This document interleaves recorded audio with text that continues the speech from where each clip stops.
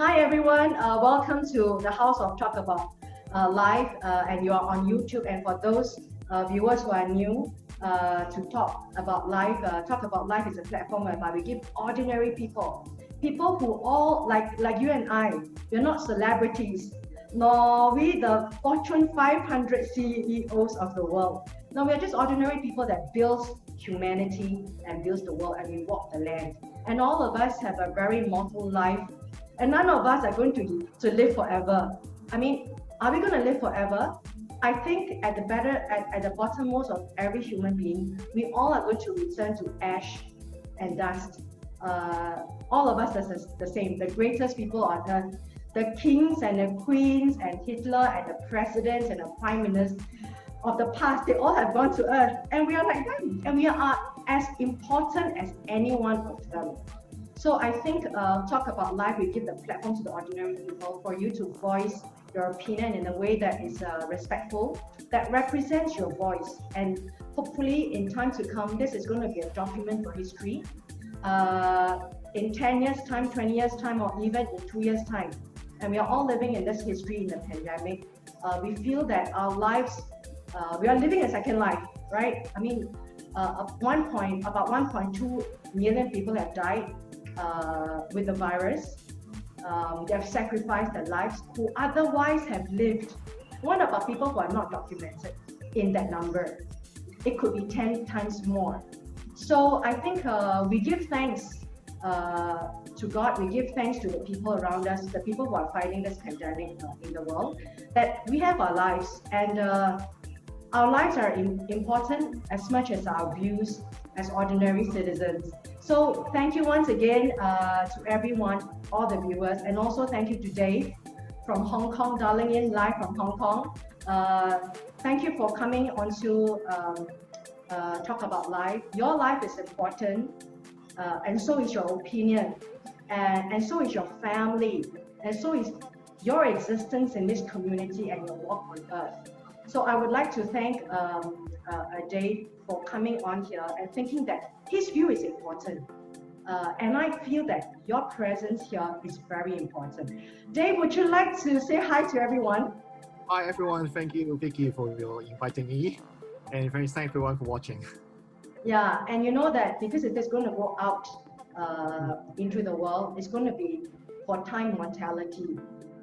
And I think that we all are adding a little bit of benefit to the world by just being here and just letting people hear our voices in a very respectful way. So I just want to let everybody know the topic for today. And you know, Hong Kong is a place whereby we all are tourists, right? People who are outside Hong Kong, we go there, we do the shopping, we do the eating, and we shop again, and we eat again, and then we shop again, right? And then we see the high-rise buildings at Victoria Peak. But just like all of us who live in our own countries, we are more than made up of the buildings, the streets, the shops, the restaurants, the food, the colors.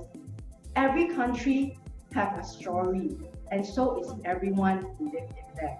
I would like Dave to share with us, the viewers who have not been to Hong Kong, who are just being in Hong Kong as a tourist. Tell us about Hong Kong. Since the handover to China, a lot of things have changed, right? Yeah. And from the last couple of years, we know that a lot of social forces are shaping Hong Kong now, and much more so in the last couple of years. I'd like you to share, Dave to share, on a macro aspect, who is Hong Kong? What is Hong Kong? And then talk about yourself as a Hong Konger who lives there, probably representing yourself. Who is this guy in the street in Hong Kong? Okay. So well, that's a very complicated question. Who is Hong Kong? Because slightly like Singapore, who have a very vibrant and quite a history in terms of development. And as you all might know that we were previously a British colony, and then we have the handover in 1997, and then back after that we hand back the sovereignty to China, and then we are now a special administrative region of China for like 22 years. Yeah. Uh, and yes, we have quite a tough years before, and we can expect that the tough years are going to be more tough, and we are going to have like maybe 5 or more 10 years to adapt to that kind of new normal that a new government or new political regime is ruling over the place. And a little bit about the background of Hong Kong. You know, Hong Kong for so many years, it is voted the most expensive uh, place for real Yes. estate, for property, and it's the top financial capital of the world. And it's one of the most populated cities in the world, of course. Yeah. In terms of surface area of living, we're not talking about the mountains, Yeah. or the rivers. We're really talking about the livable surface area, or we call it habitable surface area. Yeah. And one of the most competitive places, and one of the most intelligent people, I should say, Hong Kong, and one of the fastest pace of living, Hong Kong. You know, Hong Kong is such a world of its own compared to the rest of the world. This is Yes. how I know Hong Kong. It is rapid, it is fast, it's turnaround. People are intelligent, even the man in the street. I mean, people can hold a very intelligent conversation. Anyone. People are very well informed, really, really industrious people. It is a community of people who build it up without governments, for the last 100 years or more. It is a country of people whereby governments do not interfere in terms of helping the people up. It is really a country that people help the people up. And I know this because I watch how hardworking the celebrities are. It may be just skewed, but look at Andy Lau, right? He has maybe 150 film under his belt, and people are just working and working and working. It seems that nobody retires in Hong Kong. And that probably is one of the snapshot of how people know Hong Kong. Very industrious, hardworking. They build their own country up. They feel that nobody owe them a living, right? Yeah. They Yeah. really, really work hard. And I think they have this clean, honest, hardworking spirit, right? That I think it is also a model for a lot of part of the world. That people just work their way up when they're giving such a small opportunity, but they just step up and step up and step up and step up, right? This is how my understanding of Hong Kong. You know, Hong Kong are people who are really, really hardworking that build their country up when there was no government to help you. Yeah. Quite true. I'm not very sure that because I'm still young, in the sense I'm still young in the sense that I've been only working for like 10 years. So before that I was a student, so I'm not very familiar with how government is actually helping or not helping with the economics. But yeah, from the textbook, the colonial government is adopting a laissez-faire system to Hong Kong. Just I will let you guys run. Yeah. But I can use the pandemic as a very good example that yes, sometimes the government can be quite helpful, but sometimes it's just like yeah, you're not helping us. So I think many people in Hong Kong would agree that we are very close to like China or other very populated region around in Asia, but we have a rather low mortality or infection rate, just thanks to our painful experience from SARS, and also how we help each other out. Like for the beginning of the pandemics, there are a shortage of resources like masks and gloves, all this kind of stuff, and we can see how we Hong Kong people mobilize the Facebook and other platforms to helping each other out. Yeah, in the community. And in this world of over flooding of information from the internet, not alone the mainstream media, just from the internet, there is a myriad of media reports.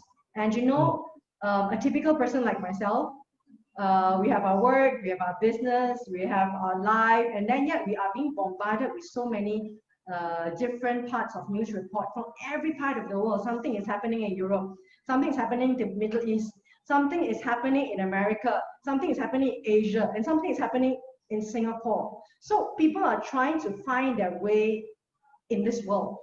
And for the last 2 years, we hear a lot of myriad of reports from Hong Kong, especially the protests, and especially these protests are signified by, peaceful protests 90% of the time, led by the youth. And I think people are quite confused. Why are there such a situation? And of course, because we're not living in Hong Kong. And I would like you to describe, before these protests, let's try to trace some of the social forces, right, that we talked about since the handover in Hong Kong, right, back to China. There should be a lot of social forces that is very soft, that's like undercurrent in the sea, right, before tsunami comes. The forces are under the water. And you know, living in Hong Kong, right, I would like you to share some of this social forces that was undercurrent in Hong Kong. And for me, myself, I would think that, hey, one of the most important things is that there's a divergent view of where the country should be, the future vision of the country. There's a divergent view of how the society is supposed to be. There's also a divergent view of, hey, is my job going to be secure? Am I able to have a good career for myself and a career for my children? So these are a lot of social factors. Are you able to give us a top 3 important social forces at work that you see as someone who's living in Hong Kong prior to the protest? So we're talking about something like long-term historical, the social forces, social forces. I think one of the things is that most of us are being underrepresented, in terms of our political voice and our political view. And secondly is a very high living standard that we are having. You know, you have been to Hong Kong, you can see how small our flat is, and all these crazy property price. But and then this is some kind of a getaway card for the pro-establishment camp to say that it's just you guys don't have a house to own, so that you go out to the street and voice out your distress. But I would really doubt that, because from those youth going to protest or other or many other protesters are actually quite well off. And what they're asking is not really, hey, give me a house or give me an apartment, right? They're asking to be heard. So that's the thing that, I would say the most important one in terms of social forces would be the underrepresentation. And because just a slight boring history is that we're supposed to have our universal suffrage of our CE, Chief Executive, just like PM in Singapore, back in 2014. But there is some technical issues that happens between CCP. Yep. Clarify. A lot of us read universal suffrage, but that's a huge vocabulary. Please define what is that. Yeah, so that's a really that's exactly how the war, not the war, how the debate start is that. So in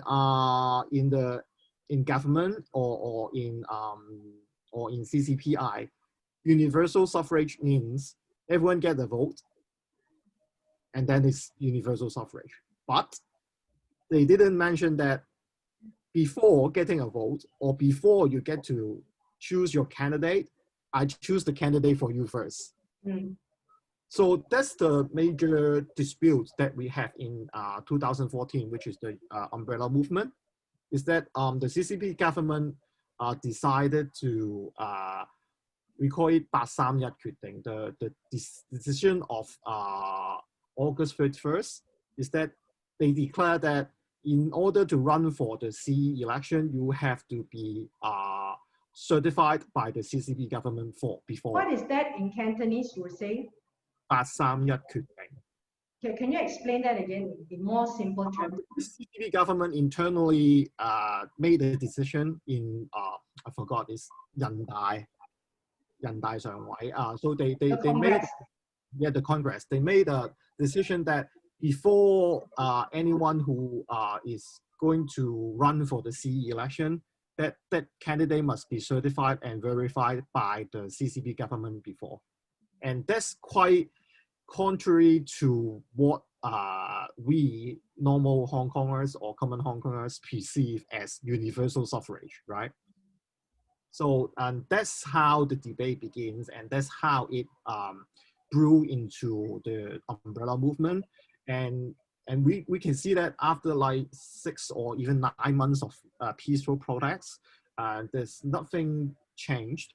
And we can even say that things are getting worse, because instead of, so we don't finally have a conclusion about the universal suffrage of CE and the Legislative Council.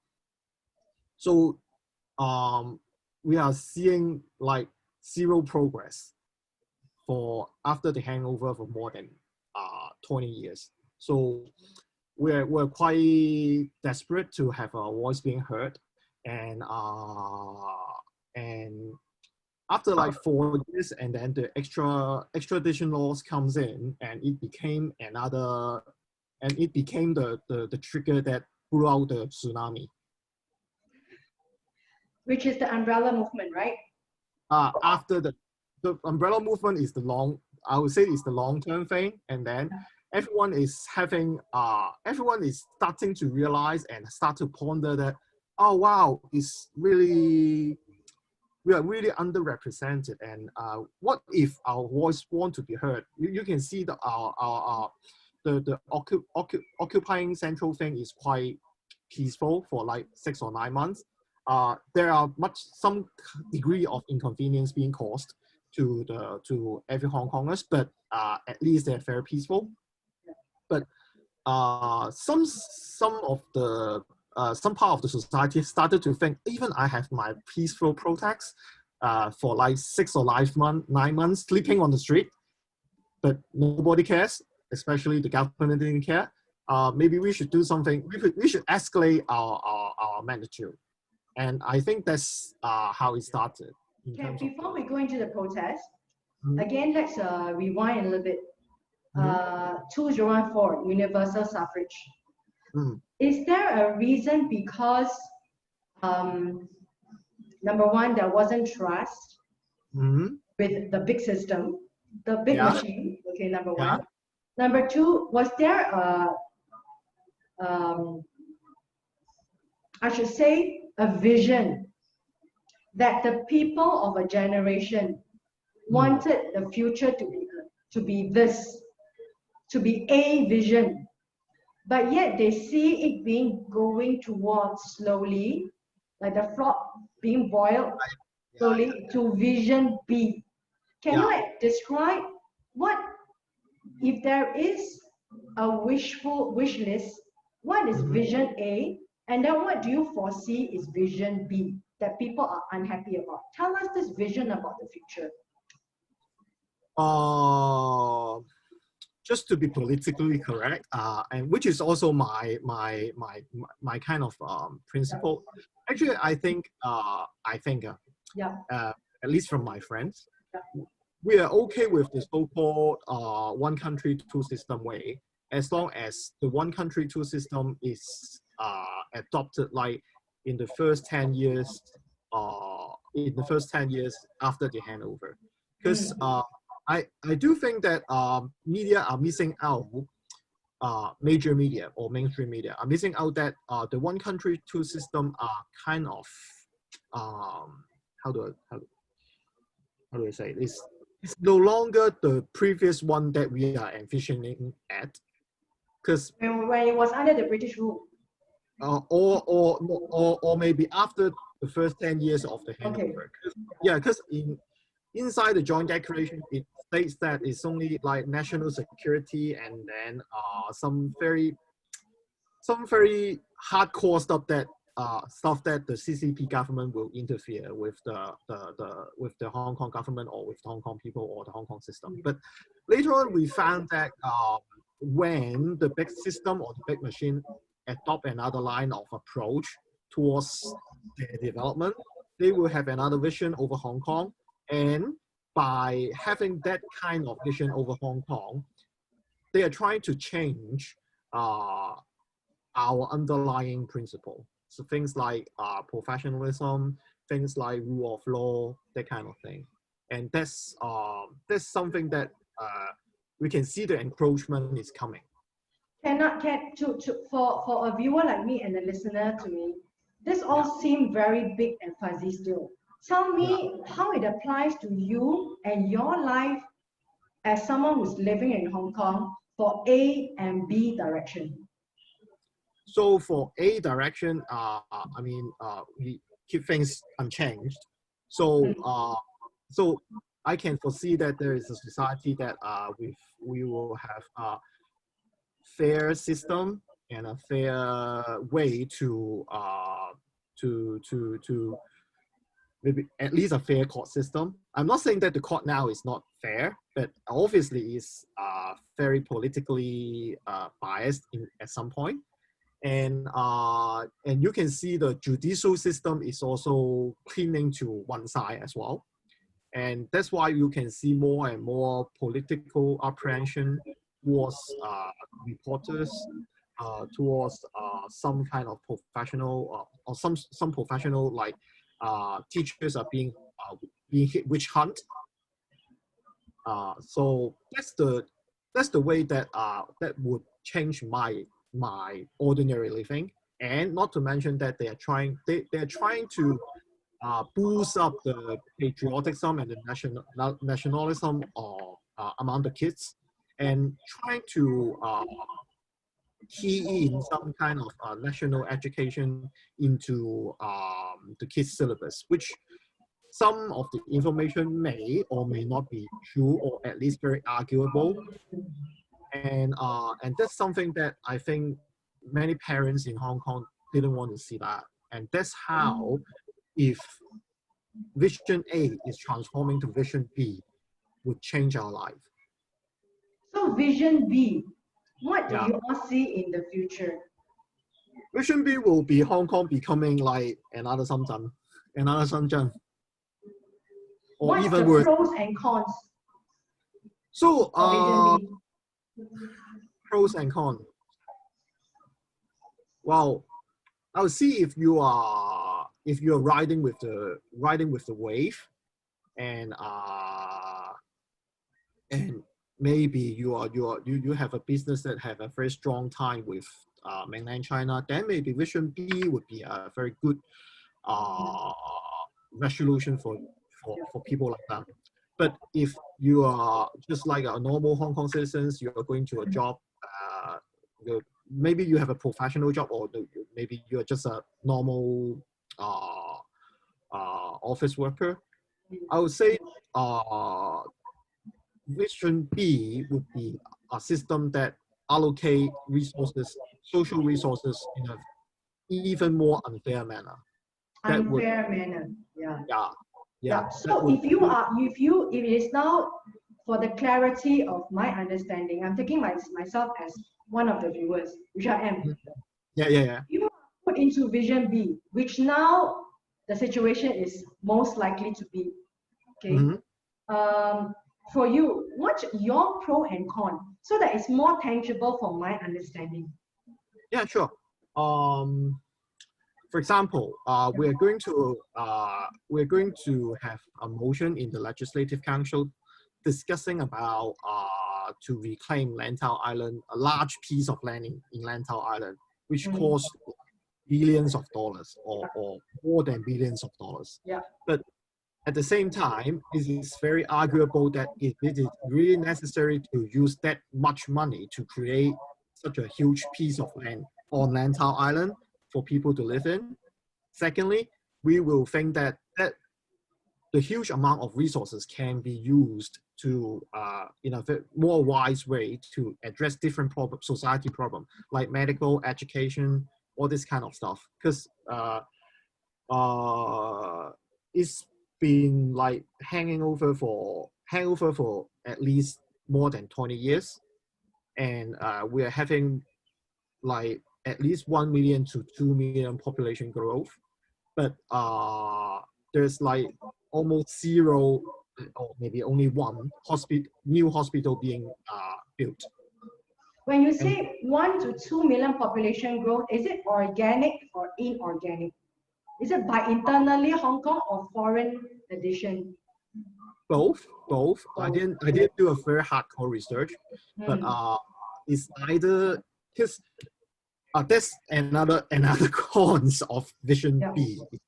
Is that we have a daily quota of like 500 people who can come to Hong Kong to rekindle with their family, as long as for example, is that the father is from Hong Kong and the mother is from China, and they have a kid in China as well. So as long as the father got a Hong Kong citizenship, they can apply for both the mother and the kids to go to Hong Kong to live. And for the government, it will say that we are lacking the labor force, so we are having the aging problem just like Singapore maybe. So we do need some fresh labor force, but so we keep on pumping like at least 500 people into Hong Kong every day. Has to be a Hong Kong resident.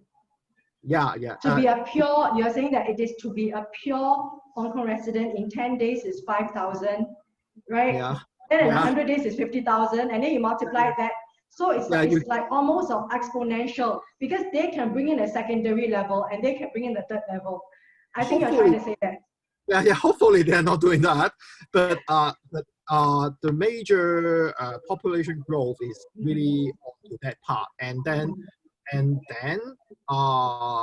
it's supposed to be and interestingly, the daily quota is set by the China government on how the quota to be set and how many quota should be set on this number of people coming into Hong Kong from China. Let's say that at this point, actually there's a lot of implications. Whatever you say, it's very deep, and you're only scratching the surface. Yeah. You're only trying to highlight the symptoms, right? Yeah.